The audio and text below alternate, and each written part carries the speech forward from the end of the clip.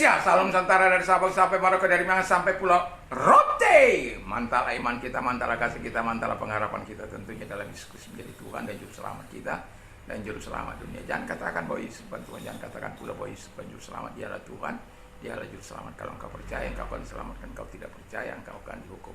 Yohanes 3 ayat 36. Yesus sudah berkata dalam Yohanes 14 ayat ke-6, akulah jalan dan kebenaran dan hidup. Tiada seorang sampai kepada Allah kalau tidak melalui aku. Dan Paulus mengatakan dengan jelas dalam Kisah Rasul 16 ayat 31, percayalah kepada Tuhan Yesus Kristus, maka engkau akan diselamatkan, engkau dan seisi rumahmu. Mantap! Doa dan harapan saya, kekuatan Tuhan, kekuatan firman, kekuatan Roh Kudus, kekuatan doa, kekuatan iman, dan damai sejahtera Allah yang melampaui segala akal akan melihara hati dan pikiran kita di sore hari ini. Kiranya Tuhan Yesus memberkati kita, dan biarlah kasih Tuhan memenuhi hati kita.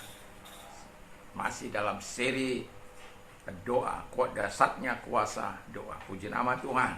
Sebelum kita mendengarkan firman Allah di sore hari ini, mari kita berdoa. Terima kasih Bapa di surga, kiranya Tuhan menolong kami untuk kami mengerti akan kebenaran dalam nama Yesus. Amin. Saya akan membacakan Kisah Rasul 16 ayat 19 sampai 40 karena ini terlalu panjang. Saya membaca ayat 25 sampai 31. Tetapi kira-kira tengah malam Paulus dan Silas berdoa dan menyanyikan puji-pujian kepada Allah, dan orang-orang hukuman lainnya mendengarkan mereka. Akan tetapi terjadilah gempa bumi yang hebat, sehingga terjadi sendi-sendi penjara itu goyah, dan seketika juga terbukalah semua pintu dan terlepaslah belenggu mereka. Haleluya, mantap. Ketika kepala penjara terjaga dari tidurnya dan melihat pintu-pintunya terbuka, ia menghunuskan pedangnya, hendak membunuh dirinya karena menyangka bahwa orang-orang hukuman itu telah melarikan diri. Tapi Paulus berseru sesuatu ke nyaring, katanya, janganlah celakakan diri sebab kami semuanya masih ada di sini. Kepala penjara menyuruh membawa suruh, lalu berlari masuk, dan dengan gemetar tersungkurlah di depan Paulus dan Silas. 30. Ia mengantarkan mereka keluar sampai berkata, Tuhan, apakah yang harus kuperbuat supaya aku selamat? 31. Jawab mereka, percayalah kepada Tuhan Yesus Kristus dan engkau akan selamat, engkau dan seisi rumahmu. Haleluya. Puji nama Tuhan. Dari sini pertanyaan saya ajukan, ya,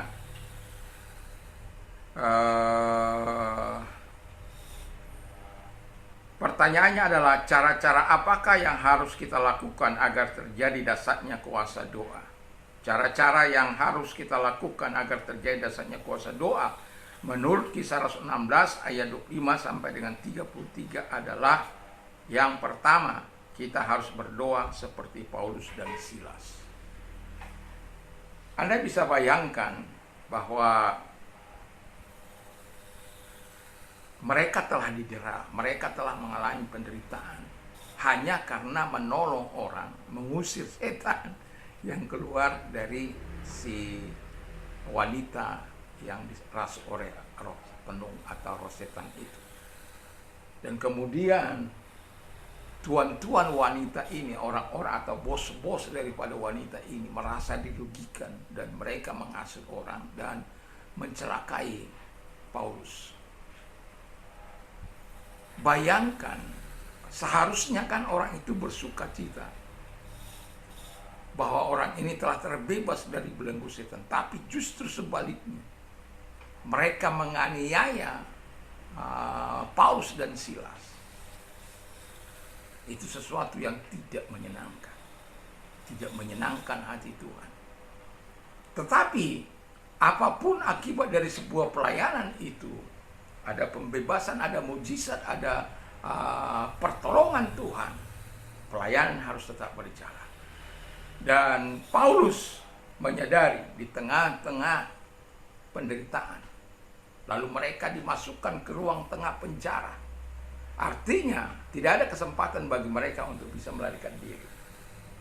Dan mereka bukan hanya itu, dibelenggu kaki mereka dengan belenggu yang kuat. Dan itu sangat menyiksa tentunya.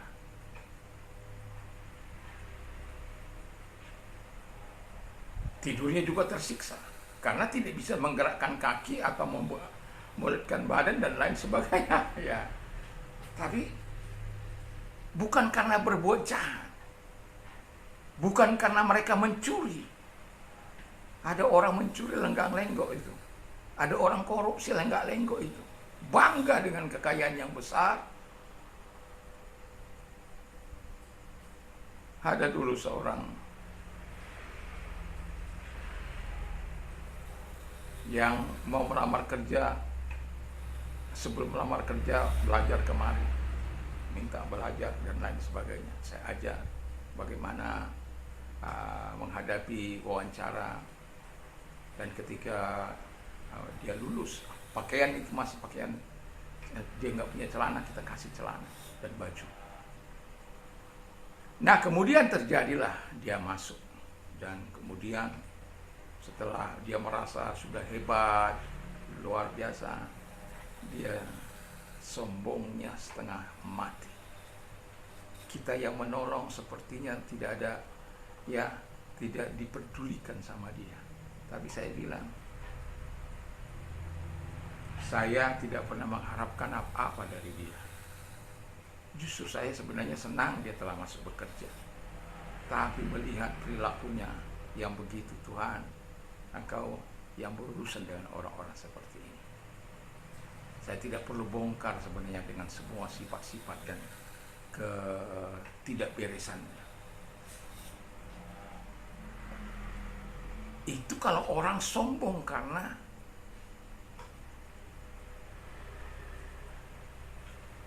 korupsi.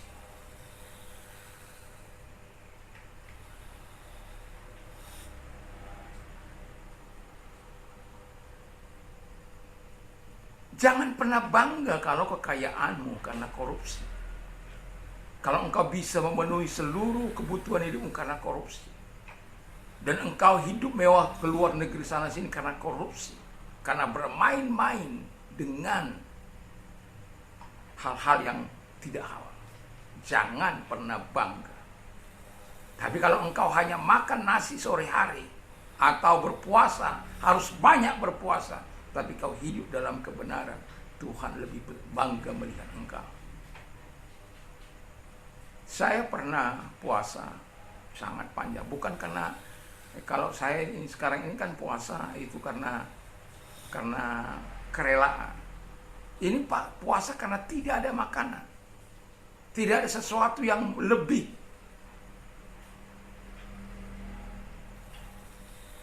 Dan saya menikmati beras yang sedikit itu.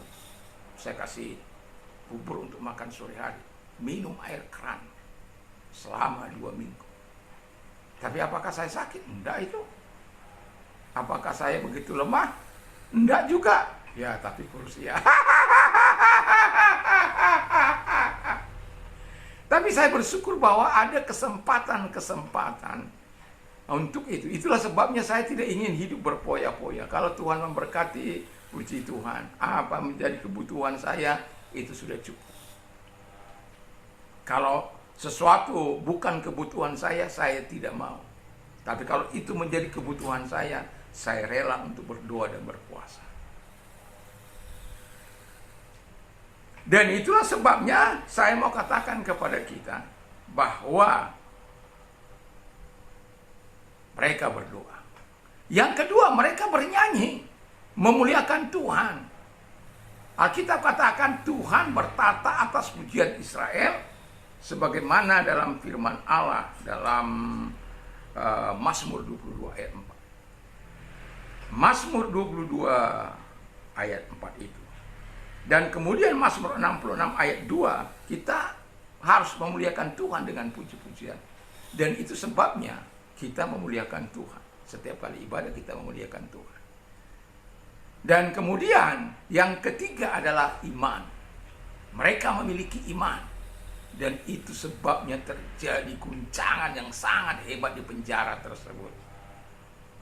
Bukan karena kesalahan mereka di penjara, bukan karena dosa mereka di penjara, tetapi karena perbuatan yang baik mengusir setan dari seorang wanita yang kena roh tenung. Tapi mereka harus menghadapi para orang-orang yang mendapatkan hidup dari setan. Dan Alkitab mengatakan dengan jelas terjadi gempa yang hebat. Sendi-sendi penjara goyah. Terbentuk semua, terbuka semua pintu, terlepas semua belenggu mereka. Dan itu sebabnya kita tahu pada waktu itu kalau terjadi tawanan penting itu lepas, itu akan dibunuh, ya. Daripada dia dibunuh, lebih baik dia mau bunuh diri. Tapi Paulus katakan jangan. Sama seperti Paulus ketika dilepaskan oleh malaikat, 16 orang penjaga pintu itu yang berkelompok, setiap 4 orang itu habis dia babat oleh si Herodes, ganti sebagai kepala dari dari Petrus. Tapi ini Paulus tidak melarikan diri. Tentu kita bertanya kenapa Petrus pergi, kenapa Paulus tidak?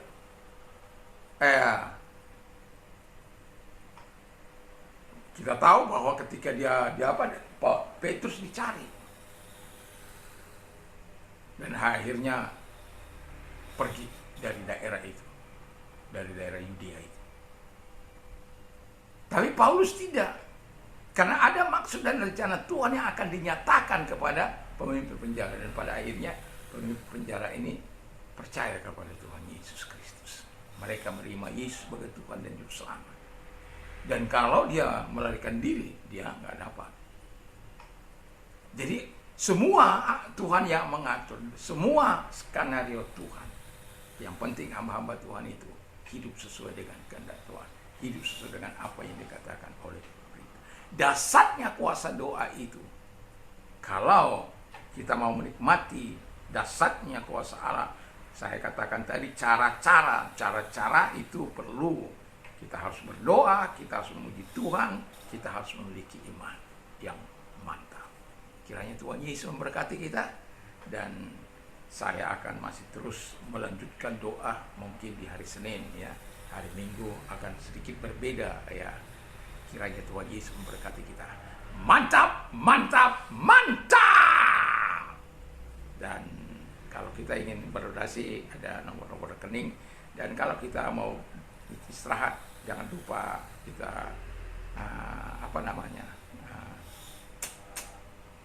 berdoa dan baca firman Allah.